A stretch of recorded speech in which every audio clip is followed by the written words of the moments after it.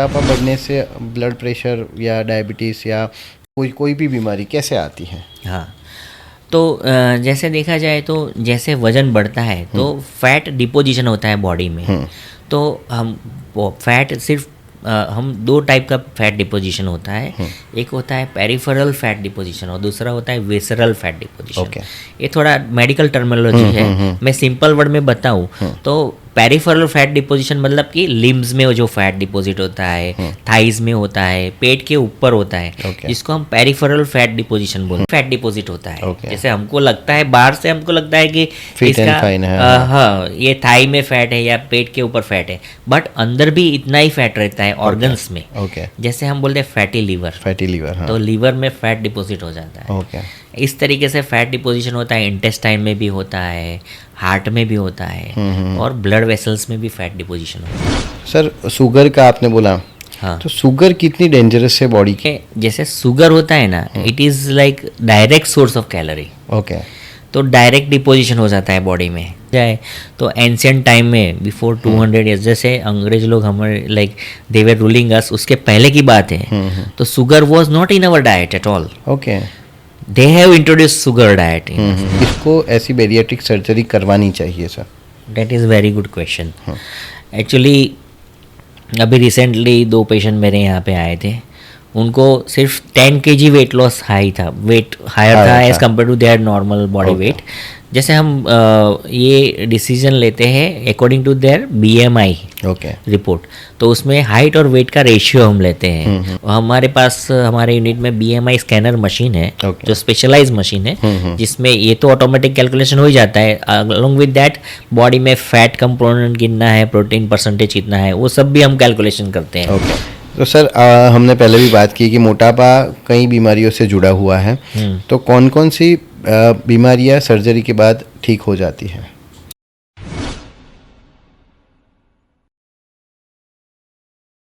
Hello everyone, welcome to my show podcast with Shiv. जैसे कि आप सब जानते हैं, हम यहाँ बहुत ही यूनिक क्वेश्चन और उसके लाजवाब जवाब आप तक पहुँचाते हैं।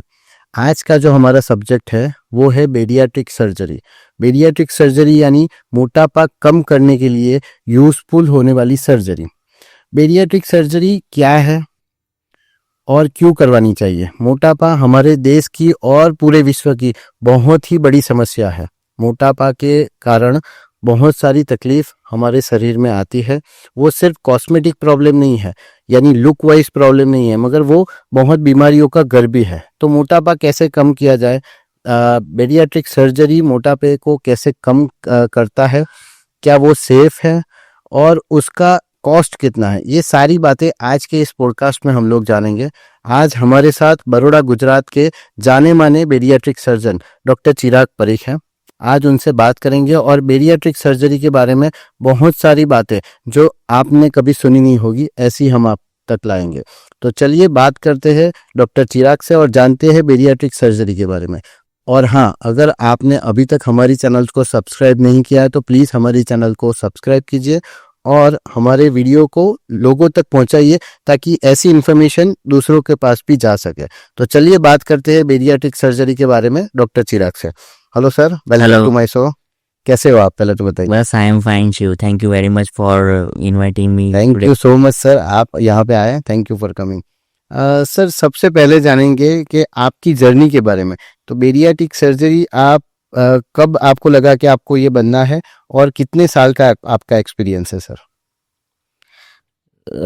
वैसे देखा जाए शिव, तो I have completed my MS in 2002, okay, right, from MS university. और उसके बाद मैं थोड़ा प्रैक्टिस कर रहा था SSG में और बड़ौदा में। वो while I was practicing, I thought कि I want some extra skills to develop। और उस टाइम पे बड़ौदा में इतना डेवलपमेंट नहीं था, तो I went to UK। Okay, वहाँ का जो एग्ज़ाम वगैरह क्लियर कर मैं वहाँ पे गया।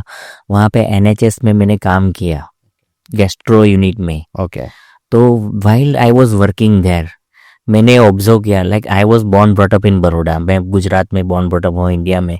मैंने यहाँ का कल्चर देखा, यहाँ के लोगों को मिला, देखा, मतलब बड़ा हुआ यहाँ से। फिर वहाँ जाके मैंने वहाँ का कल्चर देखा, वहाँ के लोगों से मिला मैं। और उसमें like I went there for almost 5 to 6 years में वहाँ पे रहा, वहाँ पे मैंने काम किया as a doctor, as a surgeon. तो वहाँ पे मैंने देखा कि जो डेवलप कंट्री है वहाँ पे obesity is a major issue उस टाइम पे, इन 2005 to 10 के बीच में की बात है ये।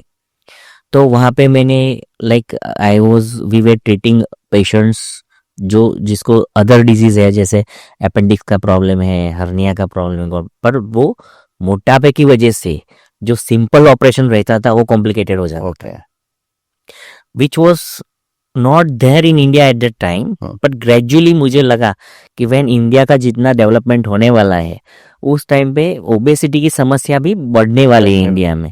तो at that time I had an opportunity to get training for bariatric surgery in Sunderland hospital in NHS। तो वहाँ पे मैंने डॉक्टर पीटर स्मॉल है मेरे गुरु बोले या मेरे ट्रेनर बोले, तो I had opportunity to work with him, जिनको ऑलरेडी 10,000 ऑपरेशंस का अनुभव था और मैंने उनके यूनिट में काम किया। And I got all the training. उसके बाद जैसे फैमिली सर्कमस्टेंसेस है या फिर वॉट एवर वे, मुझे इंडिया में वापस आया, यहाँ पे प्रैक्टिस मैंने चालू किया and I was very keen to share my skill, my knowledge to Indian population अपना यहाँ पे, और यहाँ पे लोगों को मैं हेल्प करूँ।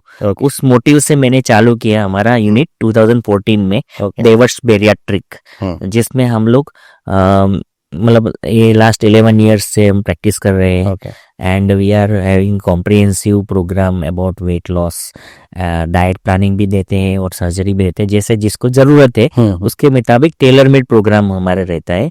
हमारी टीम में डायटिशियन भी है, कोऑर्डिनेटर भी है, मैनेजर भी है, और पूरा यूनिट हमारा वेल डेवलप है, ऑपरेटिव यूनिट भी है। एंड आई कॉन्ग्रेचुलेट यू कि आपने आज ये ब्रॉडकास्ट कर रहे हो, बिकॉज करंटली आपने देखा होगा with in last 2 weeks time कि नरेंद्र मोदी हमारे प्राइम मिनिस्टर है, he is now concern about growing obesity in India. Yes exactly. तो मैं बताऊं कि जैसे हमारा जब मैं 2010 या 11 में मैं वापस इंडिया आया, उस टाइम पे obesity population was not that great, like 8 to 10% most figure. But now Indian population आप देखा जाए तो 25 to 30% people are obese. Obese मतलब अगर आप बोले तो आई विल गो फर्दर कि ओबेस मतलब क्या है, कि there are gradings about obesity, जिसको स्लाइट ओवरवेट रहते हैं पेशेंट, या फिर बहुत ओवरवेट रहते हैं जिनको बिकॉज ऑफ वेट अदर बीमारी हो जाती है, लाइक हार्ट का प्रॉब्लम है, डायबिटीज है, जॉइंट पेन रहता है। तो ऐसे लोगों का पॉपुलेशन भी बहुत बढ़ गया है। तो that is why we have to address this issue and correct as soon as possible. तो सर आपने बताया कि अभी बढ़ गया है, तो इंडिया में ये क्यों बढ़ा है, उसका क्या कारण है सर? वेल ऑब्वियस थिंग ये है कि इंडिया का ग्रोथ जो हुआ है in last 10-12 thanks to our Narendra Modi prime minister, उनका विजन जो है उसकी वजह से जो ग्रोथ हुआ है, पेशेंट मतलब लोगों का जो लाइफस्टाइल है वो काफी इम्प्रूव हुआ है, और उसकी वजह से लोगों के पास पैसे भी इतने अच्छे आ रहे हैं and they are affording all kind of facilities.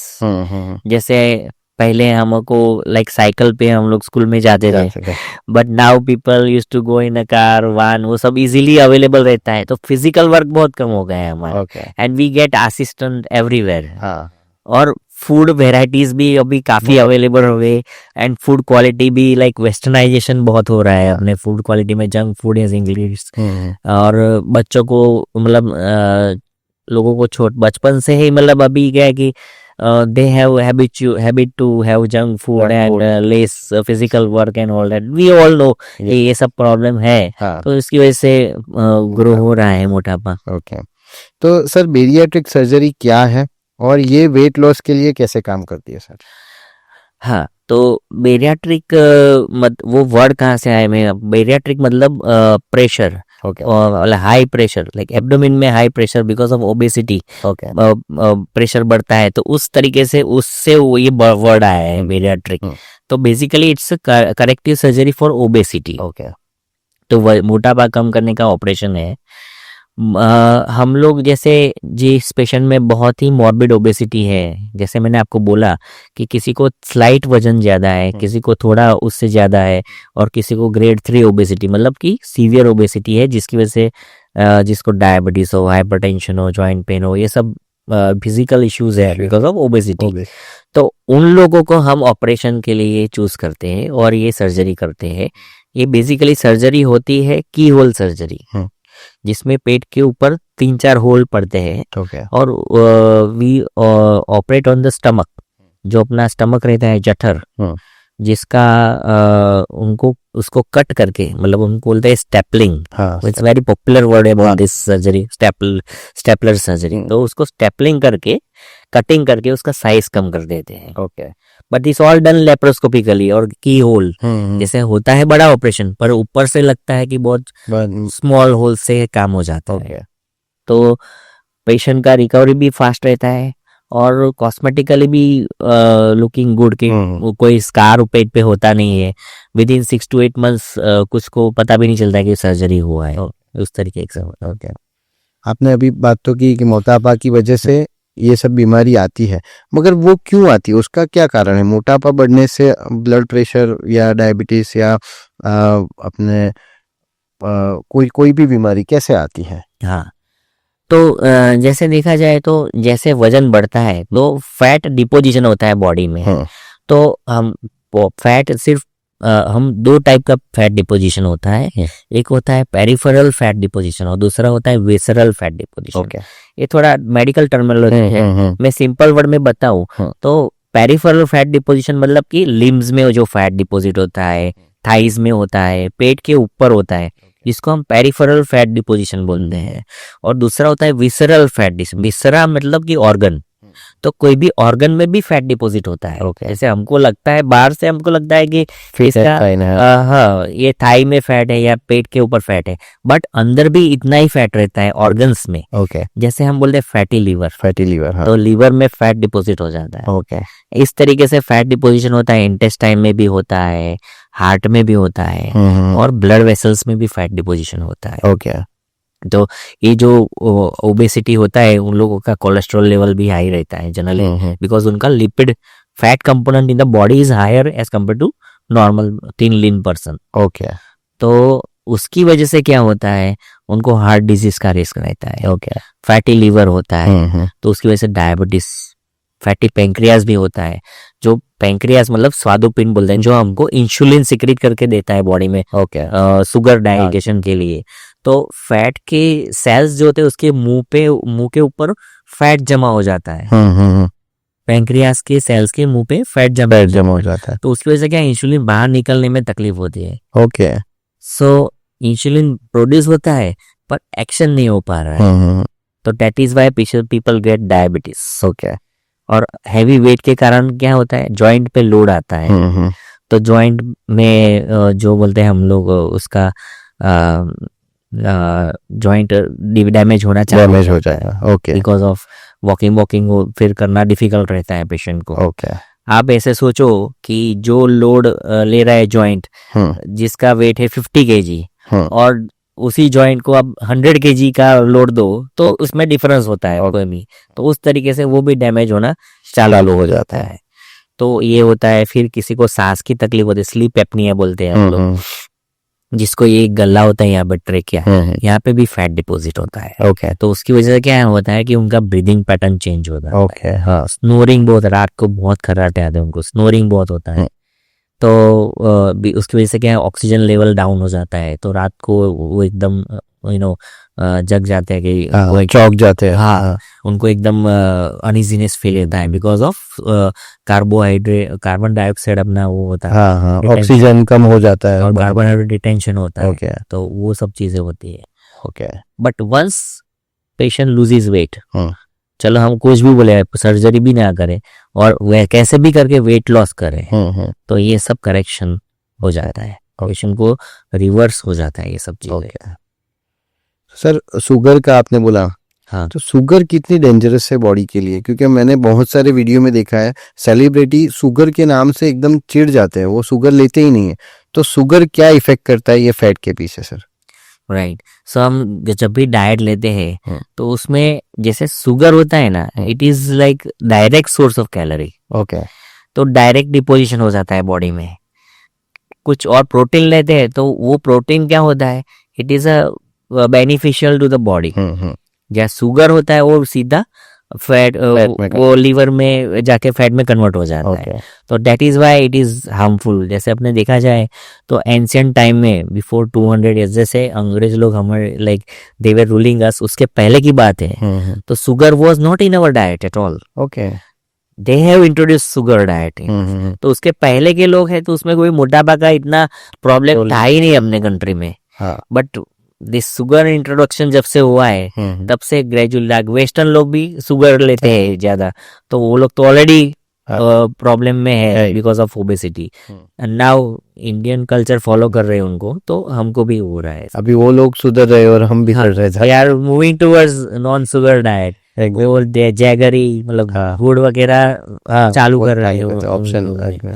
वो पहले बोलते थे ना ये सब तो राजयोग है, राज रोग है। हाँ राइट। जो राजा होते थे उनको ये सब रोग होते थे, डायबिटीज वगैरह, अभी तो सब कॉमन को हो रहे हैं क्योंकि शुगर की वजह से। ओके। तो सर कौन लोग हैं जो सर्जरी के लिए एलिजिबल होते हैं, किसको ऐसी बेरियाट्रिक सर्जरी करवानी चाहिए sir? That is very good question. Actually अभी रिसेंटली 2 पेशेंट मेरे यहाँ पे आए थे, उनको सिर्फ 10 kg वेट लॉस हाई था, वेट हायर था as compare to their normal body weight. जैसे हम ये डिसीजन लेते हैं according to their BMI report, तो उसमें हाइट और वेट का रेशियो हम लेते हैं। उसके मुताबिक हम लोगों उनको ओबेसिटी क्लासिफाई करते हैं कि ग्रेड 1 है, ग्रेड 2 है, ग्रेड 3 है और मॉर्बिडली ओबेस है ऐसा। तो जिसका BMI 35 अबाव हो, 35 अबाव मतलब कि इफ यू कैलकुलेट कि मतलब 6 फीट का बंदा कोई है, 180 सेंटीमीटर बंदा है, तो उसका ideal weight should be 90 kg। Okay. Maximum he can have upper range up to 100 kg।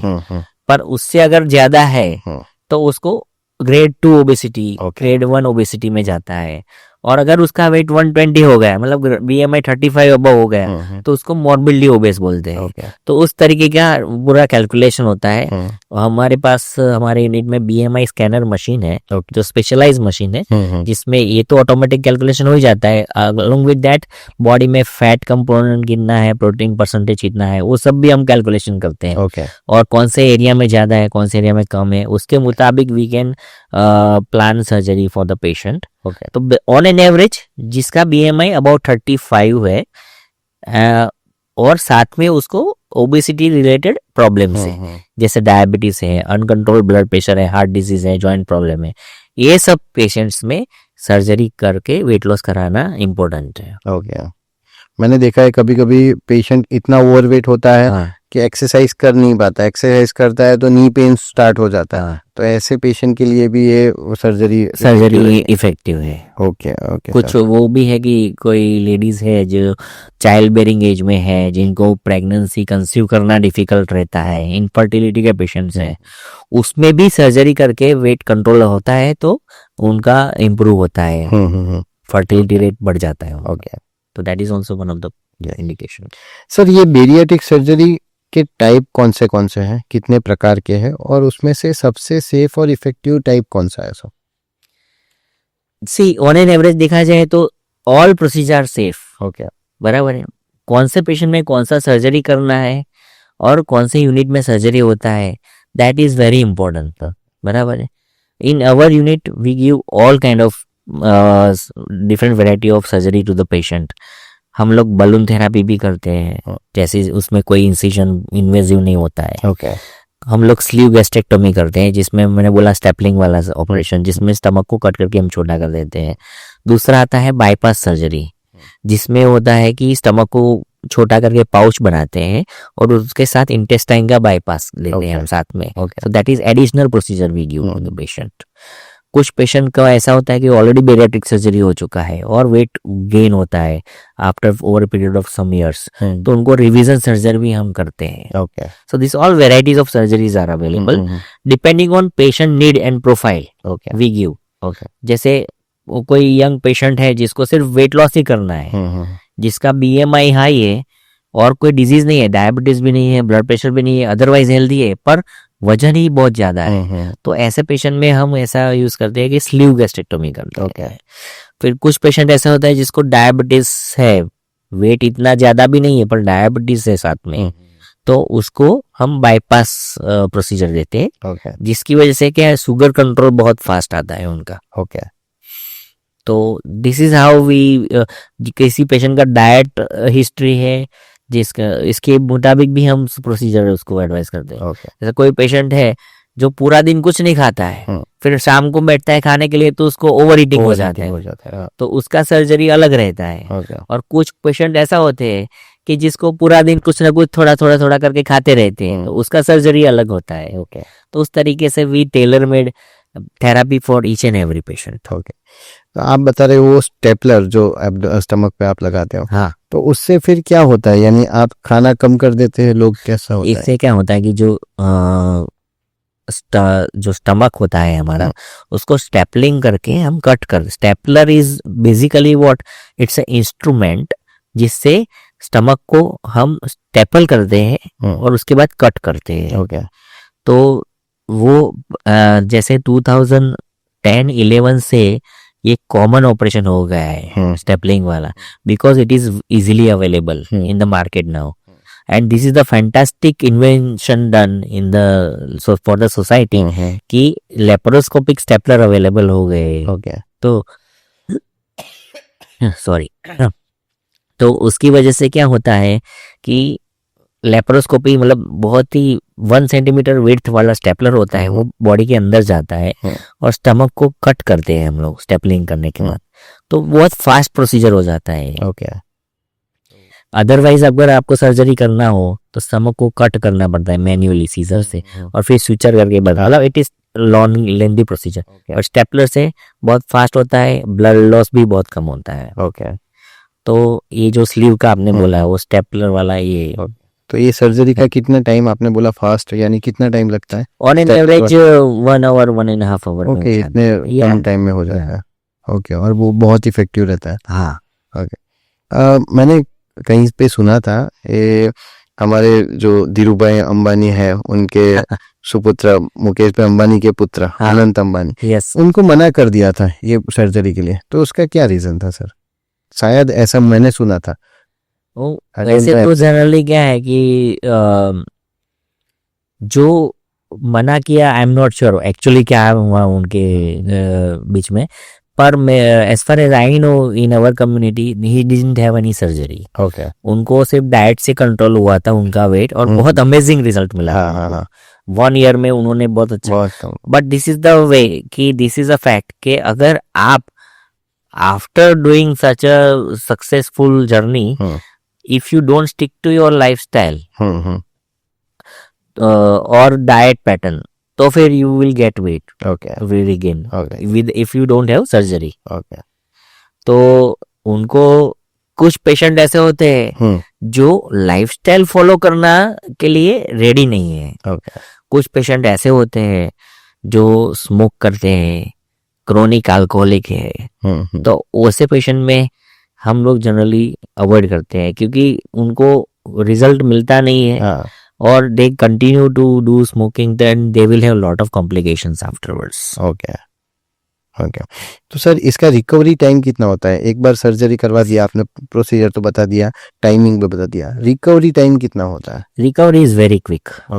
हमने 1-1.5 घंटे में सर्जरी हो गया, उसके बाद 4-5 घंटे में हम पेशेंट को खड़ा करके मूवमेंट करा देते हैं, यूरिन स्टूल सब पेशेंट खुद ही पास करने चला जाता है, मोबिलाइजेशन हो जाता है, विद इन 2 डेज हॉस्पिटल से डिस्चार्ज हो जाता है। एंड उसके बाद घर जाके उनको सिर्फ डाइट थोड़ा फॉलो करना पड़ता है, liquid diet for 2 to 3 weeks time. बाकी तो they can go back to work in a weeks time, normal activity सब चालू हो जाता है उन लोग। सर्जरी के बाद लाइफ स्टाइल चेंज करना पड़ता है और क्या करना पड़ता है सर? सर्जरी से पहले से ही actually we motivate patient to change their lifestyle. So कुछ पेशेंट होते हैं जिसे मैंने बोला कि स्मोकिंग करते हैं, अल्कोहल लेते हैं, या फिर उनका फिजिकल एटीट्यूड ऐसा होता है कि फिजिकल वर्क नहीं करना है, या फिर डाइट तो मैं छोड़ने वाला ही नहीं हूँ, ऐसे लोगों को we observe for some time period. ऐसा नहीं कि पेशेंट आए और नेक्स्ट डे हमने ऑपरेशन कर लिया, ऐसा नहीं होता है। This is a long term therapy. तो जैसे फर्स्ट टाइम पेशेंट आता है, वी डू फर्स्ट कंसल्टेशन, उसमें हम जजमेंट लेते हैं, we have a lot of like half an hour 1 hour तक उनका काउंसलिंग चलता है फर्स्ट विजिट में ही। ओके एंड वी एसेस कि क्या उनका लाइफस्टाइल कैसा है, उनको प्रॉब्लम क्या है, उनका वेट क्या है, उनका हैबिट्स क्या है। सो अकॉर्डिंग टू दैट, अगर everything is suitable, then we give 1 weeks time to come back for surgery to the patient. But अगर उसमें कुछ सुटेबल नहीं है, जैसे पेशेंट स्मोकर है या अल्कोहल ले रहा है या कुछ फिजिकल इश्यूज है पेशेंट को, सॉरी, तो हम लोग ये करते हैं कि उनको पहले ऑब्जर्व करते हैं for 2 to 3 months। We give them target कि आप ये बंद करके आओ, आप ये इतना वेट लॉस खुद करके आओ with diet, with exercise, we put them on that pathway। और उसके बाद हम उनको, if they are motivated, they are keen, then we approach them for surgery। Okay. तो सर आपके हॉस्पिटल का तो आपने थोड़ा डिटेल बताया, मगर एड्रेस बता दीजिए कहाँ पे आना है, क्योंकि ये सुनने के बाद बहुत सारे लोग आपके पास आने वाले हैं। So we are Devas Pediatric Hospital and located in New Sama Road, Baroda। Baroda. Yeah। Okay sir, okay sir. कुछ ऐसे सवाल हैं जो आपको बताने हैं, सही है या गलत है, मिथ है या फैक्ट है। Right। कई लोग सोचते हैं कि बेरियाट्रिक सर्जरी एक शॉर्टकट है, आसान तरीका है, ये धारणा सही है या गलत है सर। So बेरियाट्रिक सर्जरी करना हितावह है कि नहीं, वो शॉर्टकट है, सबको मालूम है कि ये कर दो काम हो गया। सी बेरियाट्रिक्स, जैसे आप there is research done about weight loss methods, जिसमें आता है diet, exercise, balloon therapy, medications and bariatric surgery. So ये पूरा बहुत ही पेशेंट्स का स्टडी हो चुका है पास्ट में, और ये सब में सबसे effective procedure for weight loss is surgery only, बराबर है। तो इट इज सक्सेसफुल सर्जरी, उससे होता ही है वेट लॉस। बट वो वेट लॉस कितना होता है, फास्ट होता है, स्लो होता है, अकॉर्डिंग टू एक्सपेक्टेशन होता है कि नहीं, और लॉन्ग टर्म वेट लॉस होता है कि नहीं, that all depends on patient personality and patients lifestyle changes जो करते हैं वो। Because bariatric surgery is only 50% of weight loss journey. बाकी का 50% जो है वो पेशेंट का लाइफस्टाइल है, उनका जो डाइट पैटर्न है, वो सब रहता है, डेडिकेशन है कि नहीं। सो वेट लॉस तो होता ही है, but at the same time patients के एफर्ट्स भी इतने इम्पोर्टेंट है। ओके। तो सर ये सर्जरी खतरनाक होती है और साइड इफेक्ट और कॉम्प्लिकेशन होते हैं, ये बात सच है या गलत? जैसे अब सर्जरी का इंटेंसिटी देखा जाए, bariatric surgery it is equivalent to any other surgery in the body. जैसे हम गॉलब्लैडर का ऑपरेशन कराया या हर्निया का ऑपरेशन कराया, जो भी लेप्रोस्कोपी से हम सर्जरी करते हैं उसी तरीके से ये बेरियाट्रिक सर्जरी भी है। In fact it is much safer than cancer surgery. आप कैंसर सर्जरी कराते हो, कुछ है हाई एडवांस कैंसर होता है, जैसे इंटेस्टाइन का कैंसर हो गया या फिर पैंक्रियास का कैंसर हो गया, उससे तो ये कई गुना कम रिस्की सर्जरी है। और डेटा जैसे देखा जाए, डेटा कि जैसे कैंसर सर्जरी हुआ या जॉइंट रिप्लेसमेंट हुआ या कोई इमरजेंसी सर्जरी हुआ या जीआई सर्जरी हुआ, तो ये सभी सर्जरी में मोर्टालिटी रेट, मतलब death rate after this surgery जो होता है, that is list in bariatric surgery. तो जैसे लोग सोचते हैं कि बहुत बड़ा ऑपरेशन है, बहुत रिस्की है, ऐसा नहीं, it is less risky then any other normal operation. But it should be done with a experienced doctor in a setup where all the facilities are available। तो सर ये सर्जरी एक बार करवाने के बाद वजन फिर से नहीं बढ़ता है, ये सच है या गलत है सर? ये सच भी है और गलत भी है, बराबर है। वजन क्या एक सर्जरी के बाद घटता ही है एट सम स्टेज, जिसका हाइट है उसके लेवल का वेट उसको मिल ही जाता है पेशेंट को। जैसे जिस पेशेंट का आइडियल वेट है 75 kg और उसका वेट है 110 बिफोर ऑपरेशन, तो आफ्टर ऑपरेशन 6 to 8 months लगता है. Okay. It takes time. ऐसा नहीं कि आज सर्जरी हुआ और एक वीक में वेट लॉस हो गया. It takes 6 to 8 months time to gain achieve your weight loss. तो 75-80 किलो हो ही जाता है पेशेंट का, and that remains maintain for some period of time. But अगर कोई पेशेंट है जो लाइफस्टाइल फॉलो नहीं करता है, मॉडिफिकेशन नहीं करता है, go back to their old habits like alcohol या फिर जंक फूड, उस पे ऊपर चला जाता है, then he may experience some weight gain. Okay. तो वेट गेन फ्लक्चुएशन तो रहता है, 2-5 किलो प्लस माइनस रहते ही है. But we that is what our unit is that कि हम लोग हमारे पेशेंट को लॉन्ग टर्म फॉलोअप में रखते हैं. So far we have operated almost 500 patients in last 12 years, और उसमें हर एक पेशेंट का डेटाबेस हमारे पास है. Okay. And we use to call them periodically कि भाई कैसा है वेट, कैसा मेंटेन. जिसको भी प्रॉब्लम है, जैसे जिसको फेस हुआ कि 5 kg 10 kg weight loss, weight gain हुआ है, then we call them, we give them diet chart, we give them some medications to control their weight. Okay. And that is how they maintain.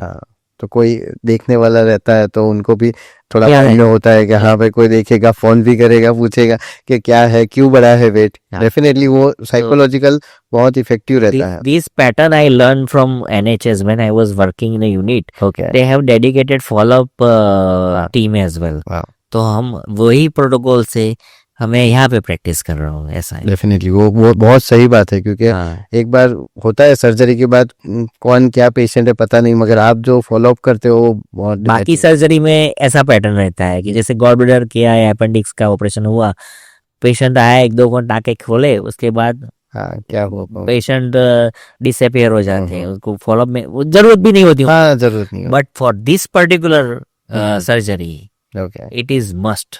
Okay. तो sir हमने पहले भी बात की कि मोटापा कई बीमारियों से जुड़ा हुआ है, तो कौन कौन सी बीमारियां सर्जरी के बाद ठीक हो जाती है? जो भी बीमारी मोटापे से रिलेटेड है, जैसे हमने बोला कि डायबिटीज है, ब्लड प्रेशर है, जो ब्लड प्रेशर चला नहीं जाता है पर कंट्रोल बहुत अच्छा आ जाता है. Okay. जैसे कोई पेशेंट है 2 or 3 different variety of medication for blood pressure control, तो उसमें से एक पे आ जाता है. Okay. फिर जिसको सांस की बीमारी है, स्लीप एपनिया बोलते हैं, उसमें 100% करेक्शन हो जाता है. अस्थमा क्लियर हो जाता है. डायबिटीज में जैसे टाइप 2 होता है वो करेक्ट हो जाता है. टाइप 1 होता है तो इंसुलिन का डोज कम हो जाता है. कुछ पेशेंट इंसुलिन पे होते हैं तो मेडिसिन पे आ जाते हैं. तो जॉइंट रहता है तो उसमें इम्प्रूवमेंट आ जाता है. इनफर्टिलिटी होता है तो फर्टिलिटी रेट बढ़ जाता है. तो lot of benefit patient gets. Heart disease भी इम्प्रूव हो जाते हैं. कोलेस्ट्रॉल लेवल डाउन हो जाता है. तो सर आपने बताया अभी कि इनफर्टिलिटी, तो मोटापा से ऐसी इनफर्टिलिटी की समस्या क्यों होती है सर? ये मोटापा की वजह से उनको पॉलीसिस्टिक ओवेरियन डिजीज हो जाता है. तो उसकी वजह से हार्मोनल इम्बैलेंस होता है बॉडी में. और उसकी वजह से वो कंसीव करना डिफिकल्ट रहता है उनको. तो once they lose weight, PCOS component उनका कंट्रोल में आ जाता है. आपको मतलब as a my wife is a gynaecologist, so she has lot of such kind of patients. तो before surgery they are taking lot of medicine to control hormonal imbalance in the body, but after surgery वो सब medication भी बंद हो जाता है. और patient का fertility rate, like अभी recently we have 2 patients this year, we managed 2 patients to conceive after weight loss surgery. So that's very nice success. अच्छा सर, ऐसी कोई स्टोरी, इंस्पिरेशन स्टोरी आप बताइए कि आपके पेशेंट के साथ सर्जरी के बाद उनकी लाइफ में बहुत ड्रास्टिक चेंज आया है, फिजिकली भी और मेंटली भी. उनका कॉन्फिडेंस, जैसे मोटापा कम होता है तो कॉन्फिडेंस भी बढ़ता है अपना, तो ऐसी कोई स्टोरी है तो बताइए सर. वैसे शिव देखा जाए तो ऐसे तो कई सारे पेशेंट्स हैं, and that is what drives me to continue this profession. कि हर एक पेशेंट जिसका भी वेट लॉस होता है वो इतना हैप्पी होता है, इतना उसका पर्सनालिटी चेंज हो जाता है आफ्टर सर्जरी, एंड डेफिनेटली उसका वर्क एफिशिएंसी बहुत इंप्रूव हो जाते हैं. तो that is one of the best aspect of this surgery. So apart from this there are lot of benefits patient get, like physical. मैंने बोला डायबिटीज करेक्शन, तो मैं आपको बताऊं हमारा एक पेशेंट है, 2 साल पहले मैंने उनका सर्जरी बाईपास किया था.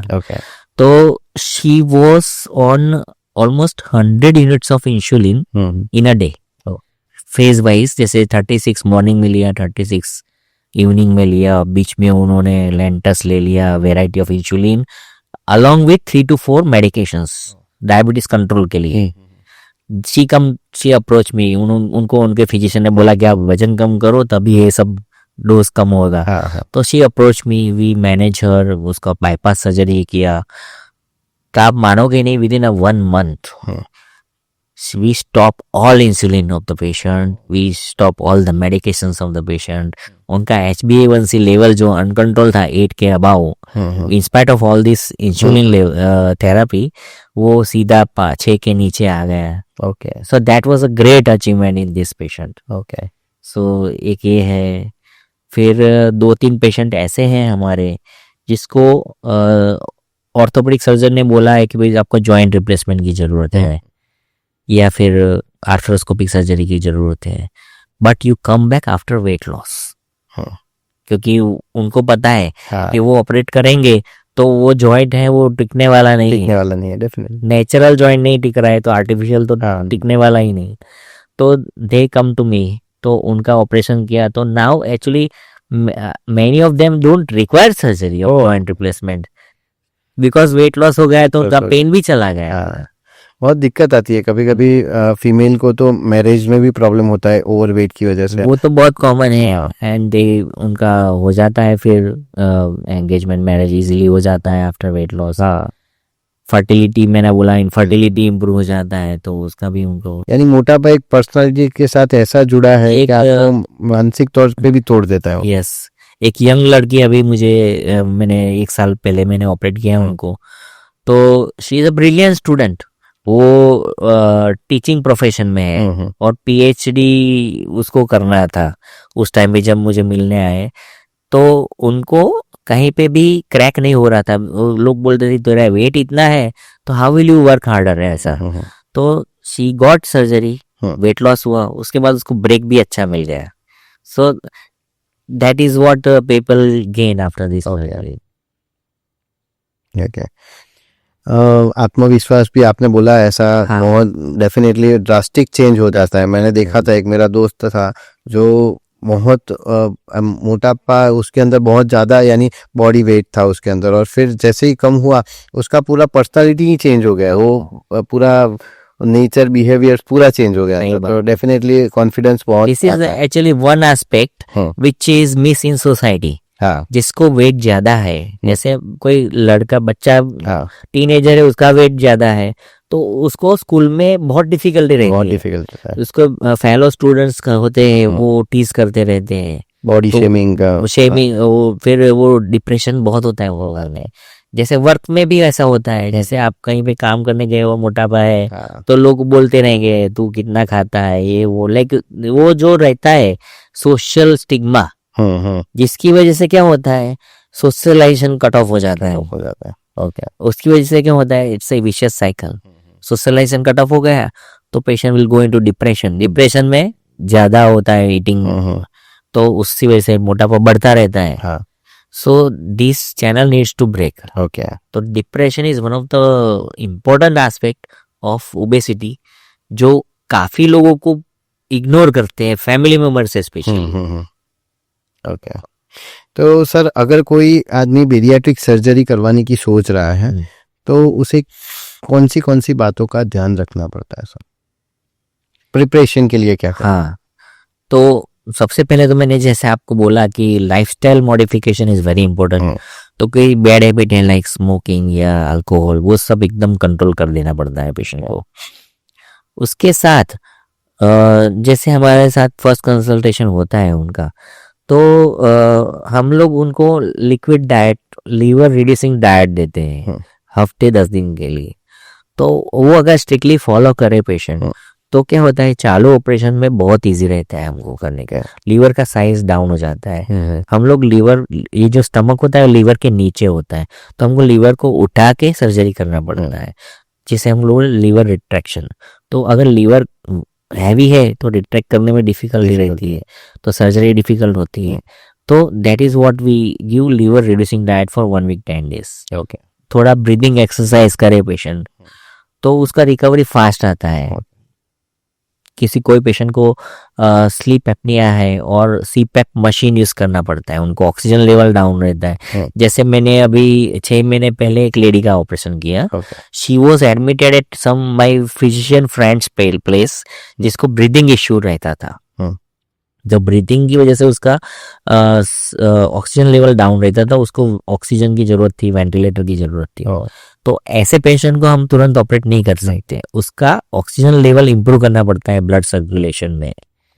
तो उसके लिए हमने वो पेशेंट को हमारे यहाँ शिफ्ट किया, उसको वेंटिलेटर पे रखा, उसको ब्रीदिंग एक्सरसाइज करवाया 1 वीक 10 डेज, पूरा ऑक्सीजन लेवल इंप्रूव हुआ। उसके बाद हमने उनको ऑपरेशन के लिए लिया।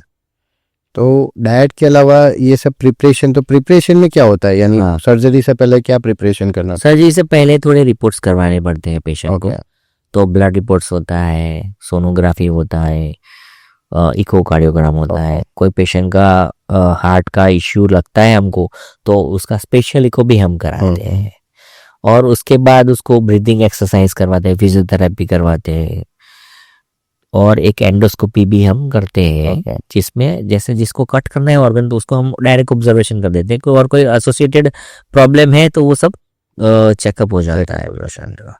ओके सर, आपने अभी बताया फैटी लीवर, तो अगर किसी को फैटी लीवर है, या फैटी लीवर की प्रॉब्लम तो आजकल सारे लोगों को है, बच्चों को भी फैटी लीवर आ जाता है, तो उसके लिए क्या करना पड़ता है? फैटी लीवर सर्जरी तो ठीक है, मगर सर्जरी नहीं करवाना है तो क्या कर सकते हैं? कौन सा फूड अवेलेबल है या क्या आप कर सकते हो? Fatty liver basically fat deposition होता है because of high carbohydrate and fat diet होता है। तो सबसे पहले तो डाइट पैटर्न चेंज करना पड़ता है। जंक फूड है, कोल्ड ड्रिंक्स है, वो सब अवॉइड करना पड़ता है, स्टार्ट वहीं से होता है। मिलेट्स इंपॉर्टेंट है डाइट में, ब्राउन ब्रेड यूज करना, वो सब लाइक छोटे छोटे स्टेप है। जैसे अभी अपने नरेंद्र मोदी सर ने बोला कि you cut down 10% of oil, तो that is very good. Like he is not aggressive कि तुम ये कर दो वो कर दो, वरना क्या है कि पूरा केओस हो जाएगा। He just starting with 10% of cut down of oil, so that is one step. उसके बाद you cut down junk food in your diet, you cut down all the fizzy drinks from your diet. तो diet improve करना बहुत जरूरी है। उसके साथ आप वेट लॉस करना ट्राई करो, और फैटी लीवर के कुछ मेडिसिन आते हैं वो हम देते हैं पेशेंट। सर, ब्लैक कॉफी से भी फैटी लीवर का चेंजेस थोड़ा कम होता है, ऐसा मैंने सुना है, क्या ये बात सच है? हाँ, क्योंकि उसमें मिल्क कंपोनेंट कम होता है, शुगर नहीं होता है, तो उससे इम्प्रूवमेंट हो सकता है। ओके। तो सर, अभी बेरियाट्रिक सर्जरी का जो ट्रेंड है या जो अवेयरनेस है इंडिया में बढ़ रहा है, ऐसा आपको लग रहा है? हाँ, पहले की कंपैरिजन में डेफिनेटली, क्योंकि अभी कुछ चेंजेस आए हैं in our practice. Few changes ऐसे हैं, जैसे इन ईयर 2010 या 2015 तक हम लोग साल के 15,000 तक ऑपरेशन करते थे, अभी बढ़ के 50,000 तक हो गए। मतलब इतना सारा ऑपरेशन कॉमन हो गया। तो चेंजेस क्यों हुए? तो फर्स्ट ऑफ ऑल, जिसका ऑपरेशन हुआ है दे आर कमिंग आउट कि मेरा ऑपरेशन से वजन कम हुआ है। People have taken it and not a stigma, but it's like a benefit to the others. तो उस तरीके से उन्होंने, पीपल आर कमिंग आउट कि मेरा ऑपरेशन हुआ है, तो अदर पीपल गेट्स इंस्पायर कि भाई इसका हुआ है मैं भी कराता हूँ। तो एक चीज ये है, मतलब lot of people are there now जिसका ऑपरेशन हुआ है, तो जैसे लोग उनको देख के भी इंस्पायर होके कराते हैं, एक्सपीरियंस शेयर होता है। फिर दूसरा होता है कि lot of units have been trained in performing this operation. So पहले हम लोग हमारा ओबेसिटी सोसाइटी है, तो पहले हम लोग नियरली 250 मेंबर्स थे, सिर्फ 250 हम when I started we were only 250 in all India. अभी वो बढ़ के 1000 के ऊपर हो गए। तो मतलब there are lot of train people as well available, तो रिजल्ट भी उनका काउंट होता है, तो पेशेंट भी इंस्पायर होते हैं कराने के लिए। Lot of good instruments available ना, सेफ्टी मार्जिन बहुत बढ़ गया हमारा।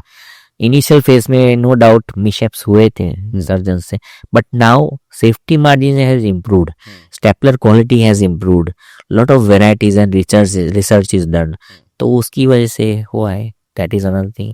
And one more important aspect कि nowadays it is covered in insurance as well. Okay, तो मतलब फाइनेंशियली भी पेशेंट को थोड़ी राहत एडजस्ट हो जाता है बराबर। If they have good insurance of long term, like 4-5 साल पुराना इंश्योरेंस है उनका, और एक ही कंपनी में उन्होंने कंटिन्यू किया है, और दे आर एलिजिबल फॉर तेरा क्राइटेरियाज फॉर इंश्योरेंस कंपनी, वो एलिजिबल होते हैं तो उनको मिलता है, और कैशलेस में भी होता है ये सर्जरी। ओके, तो अफोर्डेबिलिटी भी बढ़ा है पेशेंट का। Okay.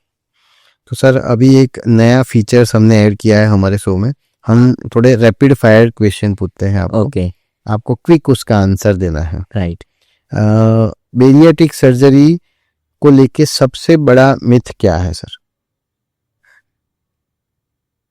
It's a risky operation. Okay, एक ऐसा खाना बताइए जो सर्जरी के बाद बिल्कुल भी अवॉइड करना चाहिए। I will say solid diet immediately after surgery. Okay, एक थोड़ा पर्सनल सवाल है, अगर आप बेरियाट्रिक सर्जन ना होते तो आप क्या होते sir? Maybe cricketer. Yeah, because I enjoy sports a lot. हाँ, तो 2 दिन पहले हम पॉडकास्ट करने वाले थे, मगर बिकॉज ऑफ क्रिकेट आज पॉडकास्ट हुआ। यस। तो